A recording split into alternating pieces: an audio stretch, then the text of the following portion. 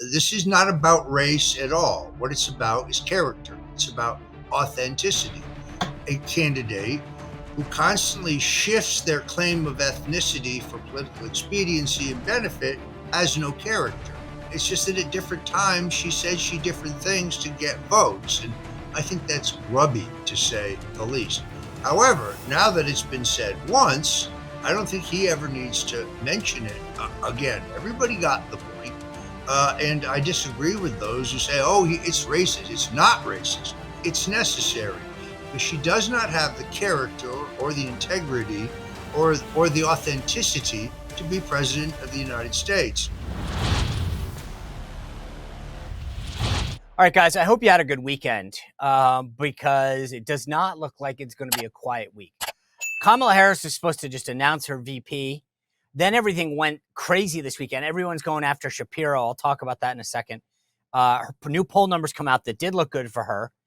Then the world goes nuts. Overseas, Iran and Israel, big concerns there. The Secretary of Defense, Secretary of State, both bracing for some potential ripple effects out of that region. And then the economy in a tailspin on fears of a recession just after Joe Biden says that everything's great. Plus the debate about debates. We got a lot to get into it. Before I do that, real quick. Oh, by the way, did I mention Roger Stone is here? So sit back, relax. He's got a lot to say, as you can imagine. So Roger's going to come up in just a second, give us his take on everything that's happening in the world and campaign-wise, obviously. Before I do that, I want to tell you that, again, it's chaotic. Everything in the world is going nuts in terms of our economy and overseas. That's why I try to be prepared on a lot of fronts. And one of the ways that I try to be prepared is by having a Patriot Power Generator 2000X in my house. If you go to 4patriots.com/Spicer, you can get one too. Here's the thing. If we knew when things were going to happen, we would be better prepared. That's the beauty of being prepared, right? Having things ready to go when something goes awry. And in the case of our power, think about how dependent we are. Our refrigerator, our medical devices, computers, tablets, phones, all these things, especially if you have kids or loved ones or people who need medical devices charged. The Patriot Power Generator 2000X is your answer. And you go to 4patriots.com/Spicer to get one because it runs off solar panels that come free with it. What does that mean? If you have a traditional generator, you got to run to the gas station, hope that it's open, and then every few hours, fill it back up.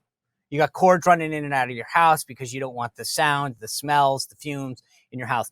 The Patriot Power Generator is completely portable, no fumes, no real noise. You can sit it on your counter, run your fridge, run all that kind of stuff that you need. You can bring it over to a friend's house, a family house, whatever it is.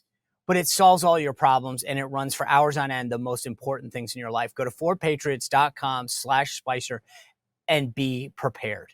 Because if there's anything that the last few weeks have taught us, you can't be prepared enough in the coming days. All right.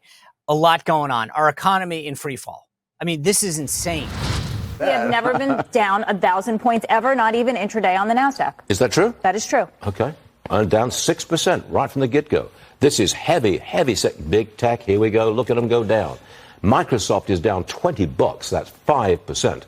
Alphabet, 5%. Meta, 6%. Amazon, 6%. Apple, 9% down.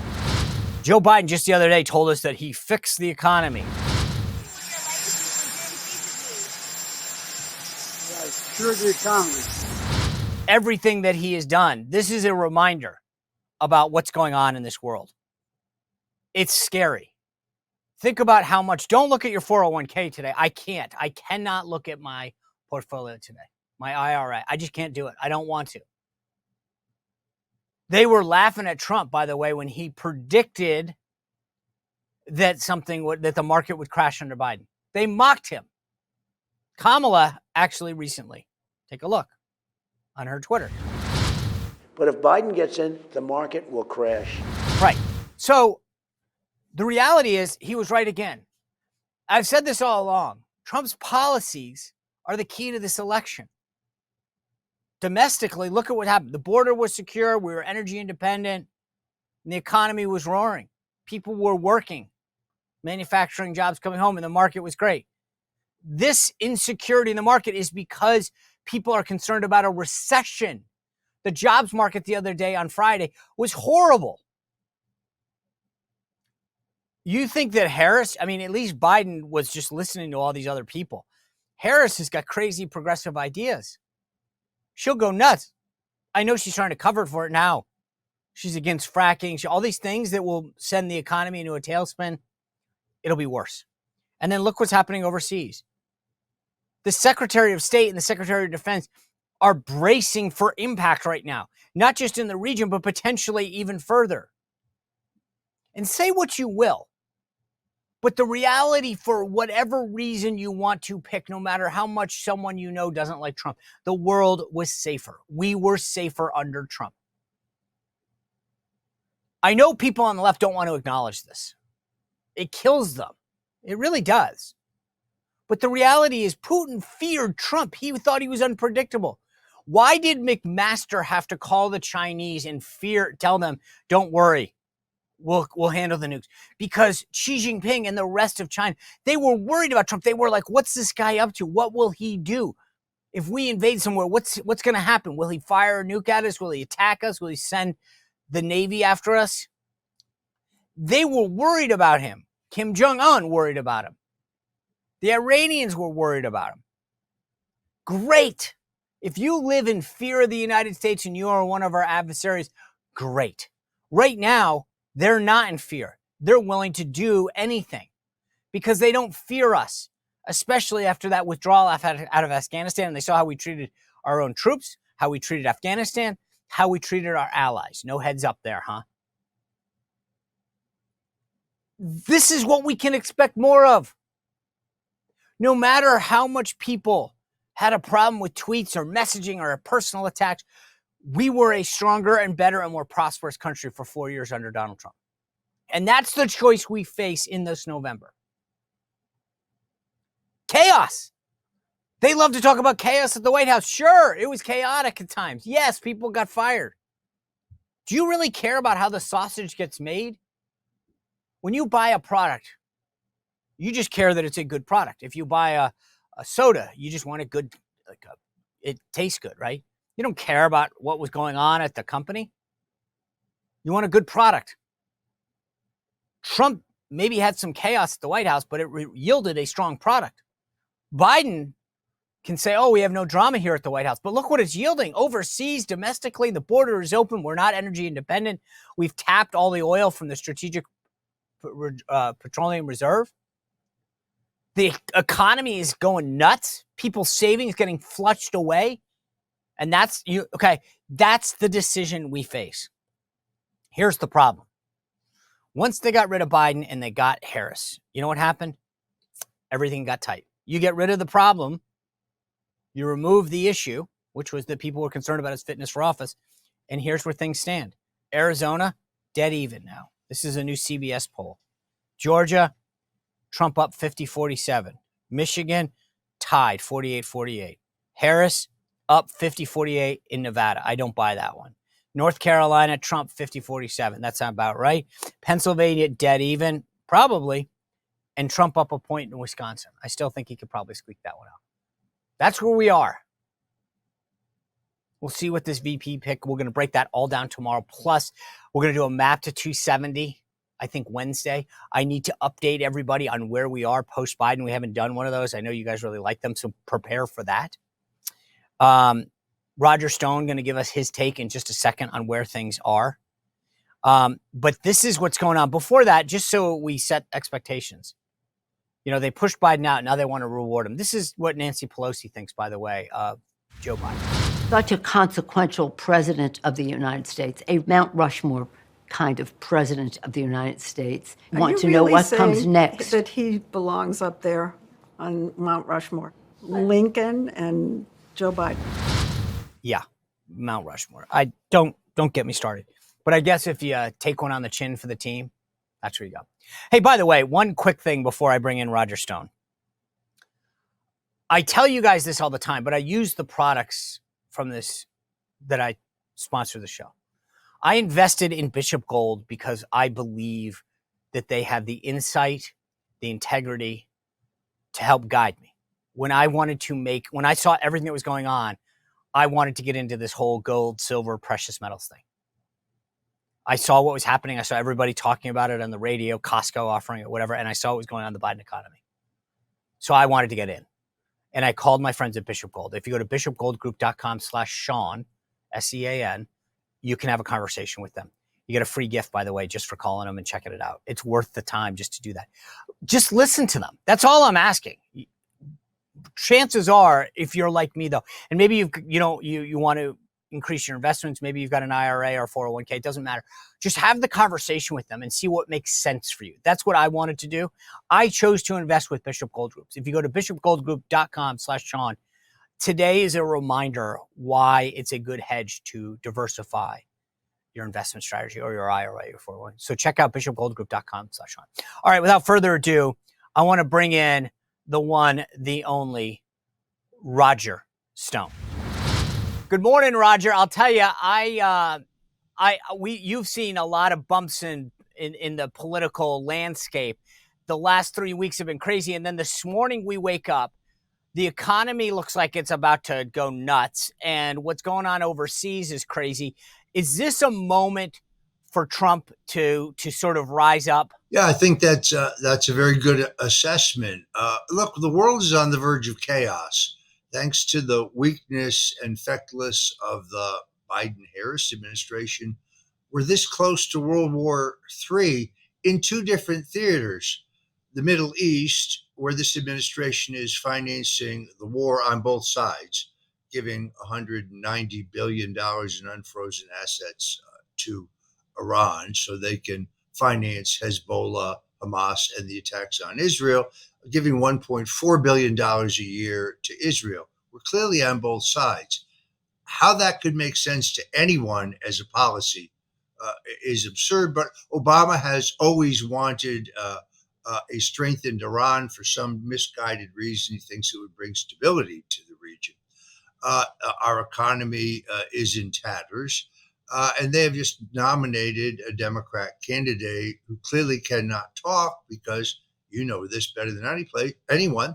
She won't have a press conference. She won't even do an interview with the one-on-one reporter. Why could that be? Because she's unable to put together a cogent statement. Donald Trump, I think at this point, epitomizes strength. None of this would be happening. None of it would be happening under the strong hand of a Trump administration.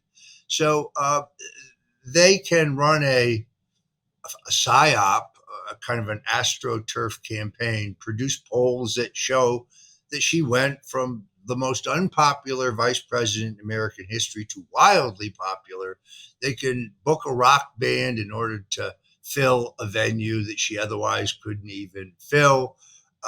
They can money launder millions and millions and millions of dollars of small contributions to her campaign through Act Blue, which is a payment processing firm. But that money's not real. Even the most cursory investigation will indicate that millions and millions of those dollars did not come in the many repetitive small contributions from the individuals that they say it did. So it's a fake campaign. You're familiar with the fake news. This is a fake. Can you explain that more? I don't. When you say it, you mean the money's not real, like it's not going to her, or the donors aren't real, or like what? Pull the string on that for a moment. So what happens is, according to the campaign and their FEC records, the campaign gets dozens and dozens and dozens and dozens of small contributions from the same person made by credit card. Now, the Act Blue payment processing company has turned off the function in which your credit card number is checked against your name and the mailing address where they send your bill, which means anyone can give. Now what happens is when journalists or other researchers go out and find the individual citizens who allegedly made these contributions, they're working class people, in many cases they're retired people who could never afford to make the contributions that they're credited with. And they say, no, I didn't give to that candidate. I don't know what you're talking about. Val Demings running for the Senate. more than half of her money was laundered money. Raphael Warnock, running for the Senate in Georgia in 22, more than half of his money was laundered money. So the money really comes from someplace else, Soros, whoever, some fat cat donor. It is given illegally in the name of others. That's how they funnel really money laundering, millions and millions of dollars. James O'Keefe has done some excellent work on this, but so have Chris Gleason, a number of investigative journalists. So even the $300 million that they tell us that she has raised is not real. But it's real in the sense, I mean, just so people understand what you're saying, she's got the money. What you're questioning is the means by which she got it. Right. What I'm saying is it's not non-existent money. The money's really there, really goes into her coffers. She can really spend it on her campaign, but it's those are illegal straw donors. Yeah. Those aren't real donors. You know, it's funny that you bring this scheme up. I actually, during, I think it was the Obama campaign, showed Jonathan Karl from ABC exactly what you're talking. So when a normal person makes a payment on a credit card, as everyone knows, they ask you for the CVN number, that 4 or 3-digit code, depending on the type of card, and your zip code. Well, a merchant has a right or ability to turn it off. So does a campaign as a, like a merchant. And I think what you're saying is, and we showed this in 12, they turn it off. Right. So a merchant doesn't want someone buying something that isn't the person, because then it'll get refunded. But if you actually don't care who that person is, which in the case of politics, maybe you don't, you turn it all off, and then somebody else can be using, debit cards or prepaid cards and just using a random name. We showed this to Jonathan Karl at ABC a couple cycles ago, how it was working on the left, and he did nothing about it. I mean, the left, the media chooses to ignore this scheme that they have going. Well, precisely. I think you described it perfectly. And here's the real problem. The Federal Election Commission, which is where you would normally file a complaint about this, is split with 3 Republican members and 3 Democrat members, and therefore they take action on nothing whatsoever. Can you file a lawsuit? Yes, and that's being prepared. What's being done right now is to collect all of this data. Ultimately, we were going to be able to show several $100 million given illegally in the last cycle, but more importantly, in this cycle. And hopefully you can get into a court that will hear your case, because it's a willful violation. Giving in the name of another is actually a felony. So in some cases, you'll find people who gave $5. Then they get contacted and find out after their first $5 contribution, they gave another, $50,000, always in small contributions. I saw 2 cases that were interesting. A woman lived in Nevada. She lived on a combination of Social Security and disability payments. She made less than $30,000 a year. But according to one Democrat campaign, she gave $840,000 in small contributions. Not possible, just not possible.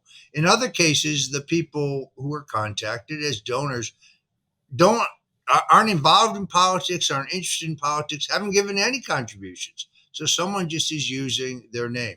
Either way, it's highly illegal, and I think it's going to have to be explored. It's an important part of this campaign, actually, because it reflects what I said earlier. Her personal popularity is fake.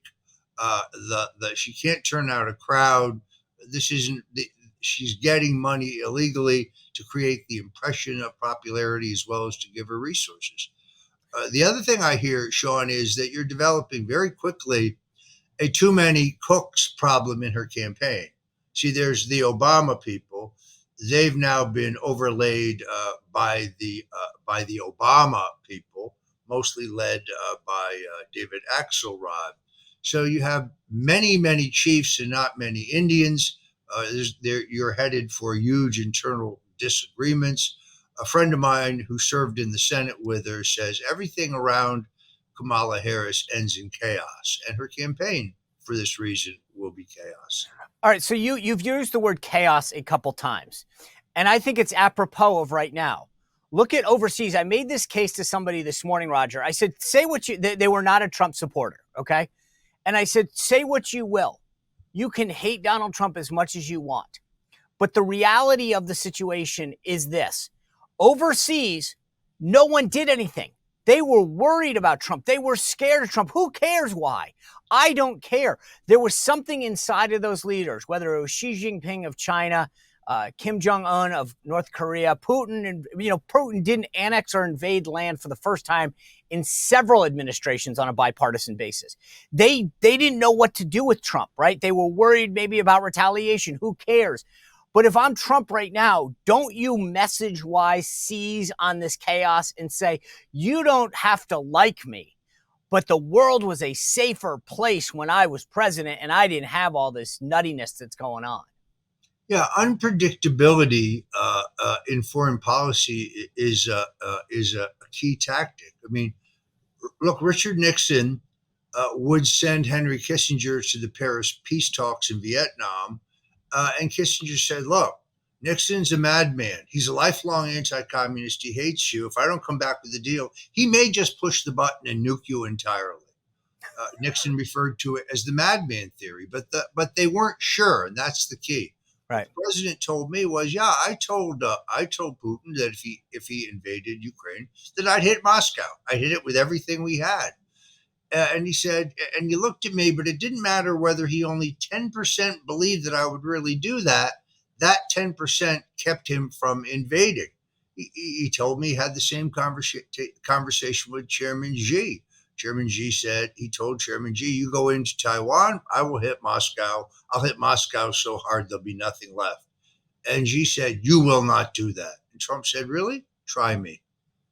And it's just that unpredictability kept the peace. None of this would have happened. But once they saw our actions in Afghanistan under Biden, once they saw us withdraw the men and women from Afghanistan, not use our drone technology to keep the Taliban pinned down, because President Trump brought tens of thousands of troops back from the Middle East, but without the countries they were leaving collapsing, behind them. Once they saw that act of weakness, I think weakness is provocative. It is what told Putin that he could go into Ukraine. It was what tells Xi today that he may be able to go into Taiwan. The response from Joe Biden and Kamala Harris, let's face it, would be a strong letter of protest. Yeah, I mean, I think, frankly, I that's what worries me right now. Is if you're Xi, at some point you say, might as well get while we can. We know Biden's not going to do anything. But let's go back to this moment, right? What's going on in the world today? This provocative situation in the Middle East, Iran and Israel. If you're Trump, 92 days out of the election, how do you communicate to people out there in these key states that, the people, Trump's got the Trump base is with him, right? We all know that. The question is, how do you capitalize politically on the current situation and say to people who might not be with you but are persuadable, I'm the better choice. Look at what they're doing. How does he go out? Does it let's craft this for a moment. He's put out a truth social statement. Should he give an address where he sits down at Mar-a-Lago and does the very traditional flags behind him, sits at the podium with a speech and says, my fellow Americans, the world is crazy and chaotic right now, but I know how to make it safer? Or does he do it at a rally? I mean, how does he politically capitalize right now on the chaos that's overseas? I kind of like the idea of a televised address rather than the rally format, because it's more serious. I think he's got a very strong case to make. First, let's just compare the situation when he was president and today. I mean, we had peace and prosperity. The only president in my lifetime really not to start an endless foreign war. And strength is what keeps the peace. He could reiterate his pledge, which I completely believe is possible, that he could end the conflict between Russia and Ukraine in a day.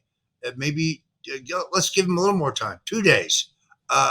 This has been soluble from the beginning. By the way, Joe Biden blurted out, I would have given them the Donbass.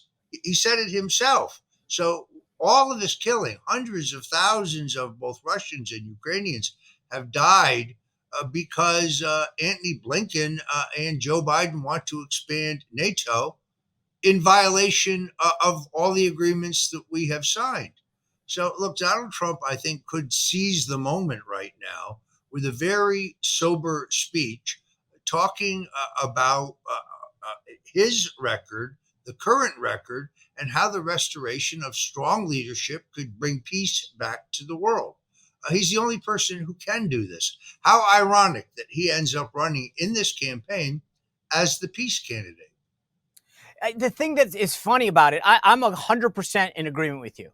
He should sit down, seize the moment, and just contrast. This is the easiest political campaign ever to run, with all due respect to the leadership of his campaign, because you come in with a record of 4 years of success. He doesn't have to make the theoretical case. I'll do better. I'll implement these policies. He just says, look what I did. I'll do more of it, right? He's not making a bunch of excuses, which is what most politicians do. The question that I think is interesting is you and I agree on the tactic. Get out there, seize the moment. Will he do it? Because so far, Trump has taken to Truth Social. He's called them crazy and wackadoodles, which they probably are. But how do you think, knowing him as long as you do, that he will seize the advice of those around him and take this opportunity? Because this, to me, is another one of those seminal moments in a campaign. There's a lot of talk this morning about how John McCain handled the financial crisis in 2008, I think it was, and he blew it. The question is, can Trump rise to this moment right now? Knowing him the way that you do, what is his instinct going to be? Well, first, as you know, he's very much his own man. He's not handled. He's not managed. He's not scripted, because he's not a politician. That's what happens with politicians. He's not a politician. He's the leader of a political movement, and he's kind of like Frank Sinatra. He does it his way. But I've never found him unwilling to listen to good advice in the 45 years I've known him, and he will take into consideration other good ideas. This one, I think you've hit it right on the head. This one's kind of obvious. He needs a very calm, very orderly, very kind of fundamental approach to this, because I do think it's an opportunity.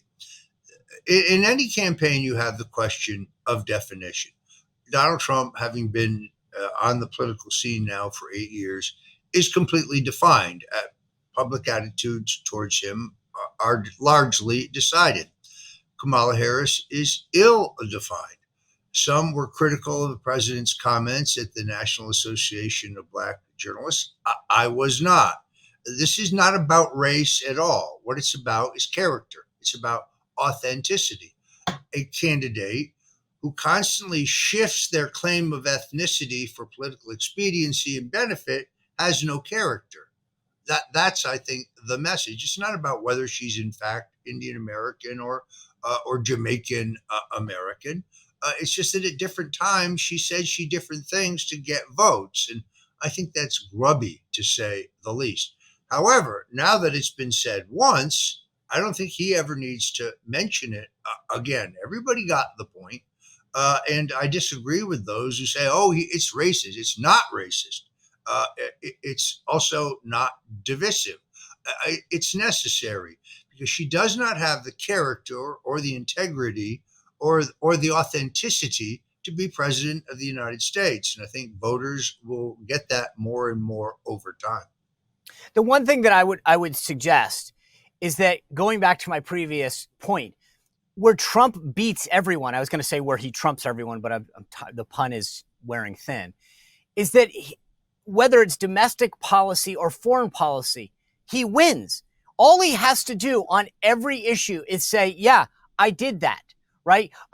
You want to talk about the economy? You want to talk about the lives of Black Americans? I'll talk to you about the lives. I had the lowest unemployment rate among Black Americans.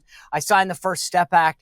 I funded HBCUs, historically Black colleges and universities, to a historic level for the first time ever. His record on so many issues, after issue after issue, is heads and tails above the other side. And this goes back to the other issue that we're dealing with today. the economy is just in a tailspin. And it's largely because people are concerned about a recession that Joe Biden told us the other day. The one piece of his legacy is that he got the economy going, right? Yeah. And so I as I look at what's going on in the economy, I feel like it's the same play that I'm suggesting and that I think you're suggesting for overseas, which is go back and say, you want to talk about, I might have had a chaotic White House. Admit it, right? Own it. But at the end of the day, that's because I wanted to get the right policies. And guess what? Those policies made you, your families, your communities, and this country a safer and better and more prosperous place. Look, I'm in agreement. The way to win this in the end is on issues. Name calling is not going to work. Pointing out that Kamala Harris isn't terribly bright, which I actually think happens to be true, but calling her dumb, that's not the way to beat her. Let's look at her record. She was in charge of the border. I know her colleagues, her allies, really, at NBC and ABC can say otherwise, but they reported it. You can't run away with it. It's indelibly recorded. Her proposal that U.S. taxpayers should pay for health care for every single person who's in the country illegally, which I think may be more than 20 million people. There's just yet another example. Their policies pertaining to energy, which is really the key to a robust economy, where they shut down drilling, they shut down exploration of both gas and oil in the United States. All of these things are her record. She's part of this administration, and you have to make her wear them. And then there's the hypocrisy of her earlier record, which I really find offensive.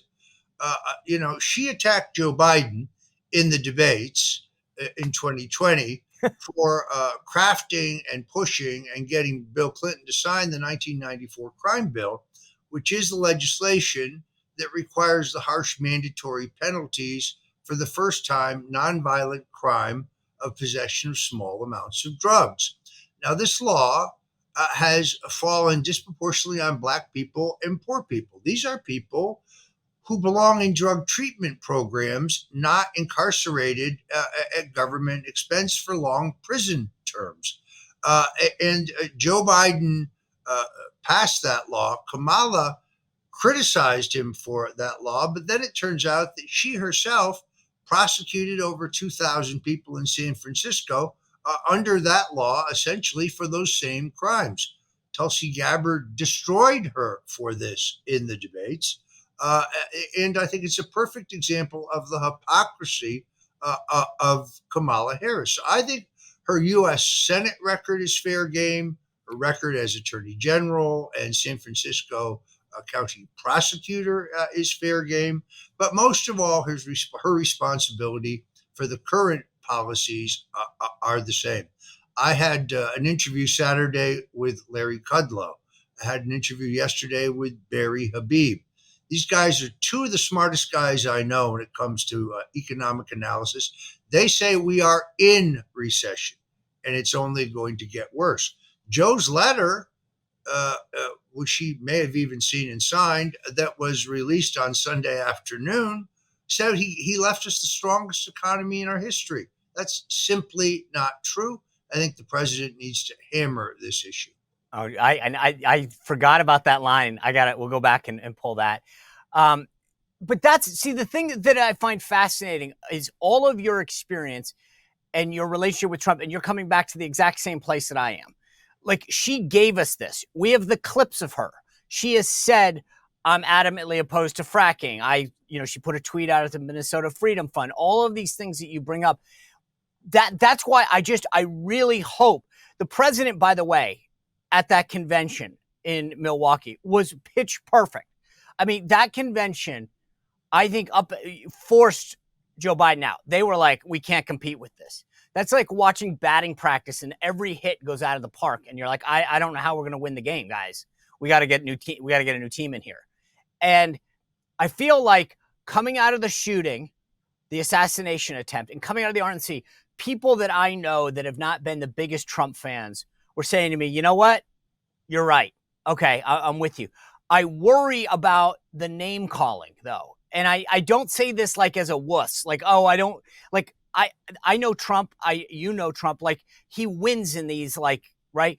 But at the end of the day, where we need the vote, and this is all that matters, you know, whether it's Wisconsin or Michigan or North Carolina, Georgia, the people there, those 10,000, 20,000, 30,000 people in each of those states, they don't like the negative. They want to talk about the policies. And if Trump can be the Trump at the convention, if he can be the Trump post-assassination, he wins every day of the week because his record and his policies are better than theirs. I agree with that. And I think there really is no better place to display that as in upcoming debates. She can pretend that she's willing to debate him, but she really doesn't want to. Now, let's be very clear. There is no ABC debate with Kamala Harris to back out of because he never agreed to do an ABC debate with Kamala Harris. He agreed to do an ABC debate with Joe Biden. If Joe still wants to show up, he should do the debate. I agree. I don't think that's going to happen. But if Donald Trump had the courage to accept the CNN debate under the most disadvantageous rules you can imagine, then why doesn't Kamala Harris have the courage to accept the Fox debate? Why? I'll tell you why. She doesn't really want to debate Donald Trump. Trump's debate performance was as pitch perfect as you could get. He was disciplined. Yep. He was focused. Biden tried to give him the bait several times. He wouldn't take the bait. He stayed on his message, pounded Joe on the economy and on our open borders. It was a near perfect debate performance. He was funny at one point. I mean, that's the true Trump. So he should never be underestimated. They say, oh, you don't underestimate her. Well, perhaps. Look, Willie Brown happens to be an old friend of mine. He's been on my international best dressed list that I publish every New Year's Day. He's great company. I met him when I was working for Trump Casinos and Resorts. And Donald Trump was considering partnering with a Native Indian tribe in the Bay Area to do a casino development long before he got into politics. And I got to know both Willie Brown and Jerry Brown. And I liked both of them, but I particularly like Willie. So I won't talk about that aspect of his relationship with Kamala. But I do know that he keeps saying, don't underestimate her. What I'm saying is don't underestimate Trump. Trump has gotten as far as he has in life and in business and in American politics because he's been constantly underestimated. They underestimate him now. Oh, he's old, he's stale, he's over it. Don't bet on it. That performance at the convention was, I think, extraordinary. I believe it was the right touch. I also find that he's a different person in a way. Having escaped death by this much, I think it all comes together in his mind. He realized that he was protected by the armor of God, that he turned his head at exactly the right time, which preserved his life. I find with him a new serenity, a new calm. I'm not saying the old Trump is gone because that will never happen. He's still tough. He's still persistent. He's determined. He's still, as you know, very, very stubborn, particularly when he thinks he's right, which he's all the time. But I do find a calmness about him now that's really reassuring. And I think it was born of this horrific experience. Meanwhile, Sean, the thing that shocks me is there's a whole bunch of people out in the country, including some who are on mainstream media, who are trying to tell us that there was no assassination attempt, that this whole thing was staged. It was a psyop. Nobody was really shot. How would you feel if you were the family of Corey Comparatori, the firefighter who was shot in the head and lost his life shielding his daughter and his wife? Tell us there's no bullet shot. It's irresponsible. It's crazy. It really is insane. The whole thing, by the way, is just funny. You know, the left loves to talk about the right being conspiratorial. And the next thing you know, it's Trump wasn't shot. And I'm like, wait a second. Isn't that what you guys claim that you're above? And suddenly it's okay because it's Trump. I mean, for a million reasons, you're right on this. I am so disgusted. But I want to get back to one thing because what is the Trump play on the debates? What is that? So let's, I talked about this at the top of the show, right? This is, first of all, again, you and I are in visceral agreement that he made a debate with Joe Biden. The example that I keep giving people, Roger, is let's just say hypothetically, you hire me to do something. And I say, okay, here's the deal. I agree to this terms, this salary. And I call you and say, hey, I dropped out. I can't do the job. But my brother Nick is going to do the job instead. Okay, good. And then you go, well, okay, that's not who I made the deal with. That's the same thing. He agreed to a debate with Joe Biden, not Kamala Harris. And by the way, just to reiterate a point I made earlier, she also accepted a debate on August 12th on CBS for the vice presidency. So I assume that she's going to have to back out of that, using their logic. But what should he do? You're right. She's not going to accept the Fox debate. Does he say, I don't care. I can take anybody. I did it with CNN. Screw it. I'm going to ABC. I'll sit there from David Muir and take him. And, I'm sure Rachel Scott and George Stephanopoulos will do everything to pile in the questions. Is it worth getting her one-on-one, or is it worth saying, you know what, I'm not going to allow them to do it? I would not do the ABC debate. He raises a legitimate case. He has a pending lawsuit against little George Stephanopoulos. That creates a conflict of interest. How could you be questioned by somebody you're suing? Clearly, she won't do the Fox debate. I get as much mileage out of that as I possibly can. I went to CNN. Kamala, why are you afraid to go to Fox? Ultimately, they're going to have to agree to a debate somewhere, and the sooner the better. I think we need more than one debate. She's not going to want more than one debate, no matter what she says today. The idea that you could convince anybody that Donald Trump is afraid of anything. If there's any man I know who's afraid of nothing, I mean, look, I worked for Nixon. I worked for Bob Dole. They were really, really tough guys. Donald Trump is not afraid of anything. He's fearless, in fact. For a long time, I have worried that he often, because he loves people, puts himself in unnecessary risk in terms of his security.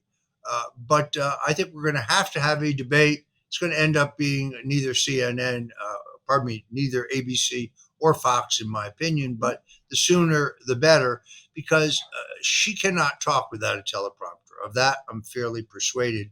And once she starts laughing, for some reason, she doesn't seem to stop. She may be the only one who gets the joke, but it's funny to watch. All right, let me throw this. Let me just say this. You're a message guy, and I will say, by the way, I have a prediction.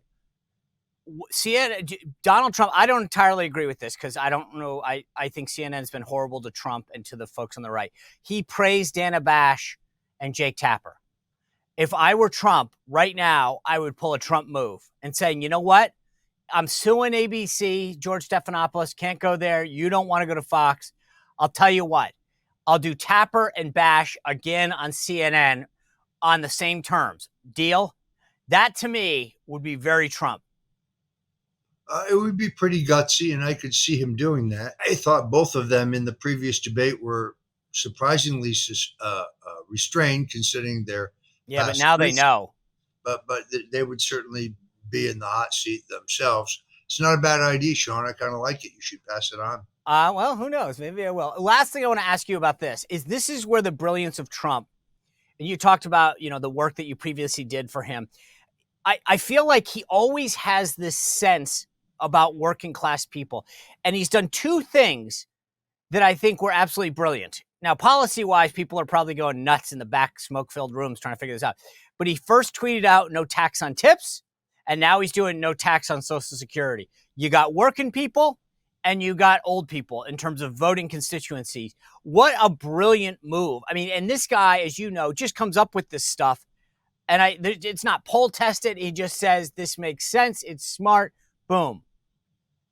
I could not agree more. He has the best instincts of anyone I've ever met who didn't come up through the political process. I mean, first of all, he understands the news cycle. He understands public relations. Those are both brilliant, potentially extraordinarily popular ideas. And the campaign is beginning to drive them. I drove all the way to Jacksonville to give a speech. So from Miami to Jacksonville, it's about 6 hours. to give a speech for him on Saturday night. And on the way back, I saw 3 billboards, and you know what they said? Trump, no tax on tips. It was actually very well done. I'm not generally a billboard man, but in this case, that message I think really resonates. Oh, with working men and women. And then I think the Social Security one, same thing. I mean, you know how many people on a fixed income in the Biden economy are saying, hey, that's extra money in my pocket that I can take care of myself, maybe help a child or a grandkid or whatever. But at the end of the day, they see the benefit of that. Roger, I always appreciate your insight as we head into these final 90 days. I hope that you'll come back and share that wisdom with us again, because this to me is going to, it really is, in my opinion, the election that is going to define the country for a long time to come. I completely and totally agree. If Donald Trump does not win this election, I'm really not certain we will have another election. Yeah. So I'd be honored to come back anytime, and I appreciate you having me. All right. Thanks. All the information about how to follow Roger, get his nightly emails and his podcast. He's got a show on ABC. He's everywhere. We got it all linked in the bio. Roger, I'll see you soon. Thank you. Thanks, Sean. Thanks for having me. You bet. All right, guys, I hope you enjoyed that conversation. Unbelievable. As I said, big week ahead. Congressman Dan Muser of Pennsylvania is going to be with us. We've got Michael Knowles from the Daily Wire. He'll be with us later this week. Plus the map to 270 updated now with Harris as the nominee as we head towards the DNC. Always feel free to check out my Substack. It's a newsletter I put out twice a week, SeanSpicer.com. Just sign up there. We put it out twice a week, ask for feedback, share polling, all that kind of cool stuff as we head towards the 90s. The 9 o'clock morning meeting that we have live on YouTube, please take a look at that. Feel free to join. Always welcome to, but obviously here every night to bring you the best and the most, the top insight into what we're headed for. Sign up, subscribe, YouTube, Rumble, Apple Podcasts, Spotify, iHeart, wherever you get your podcasts. We'll see you back here tomorrow on the Sean Spicer Show. Well, if you enjoyed this content, make sure to like this video, subscribe, and click the notification bell to get more.